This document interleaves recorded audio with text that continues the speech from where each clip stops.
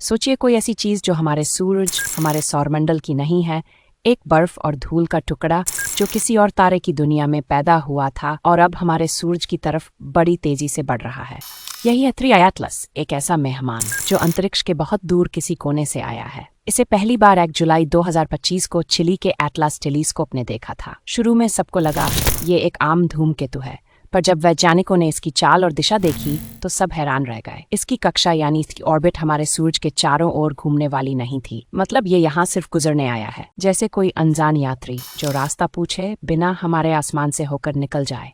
लेकिन जो चीज सबसे ज्यादा डराने वाली है वो है इसका रोशनी छोड़ने का तरीका। आमतौर पर जब कोई धूमकेतु सूरज के पास आता है तो उसकी चमक पीछे की ओर फैलती है, क्योंकि सूरज की गर्मी से धूल और गैस उड़कर उसके पीछे जाती है। लेकिन 3 एटलास के साथ कुछ अजीब हुआ। इसकी रोशनी आगे की ओर निकल रही है, जैसे किसी कार की हेडलाइट होती है जो सामने का रास्ता रोशन करती है।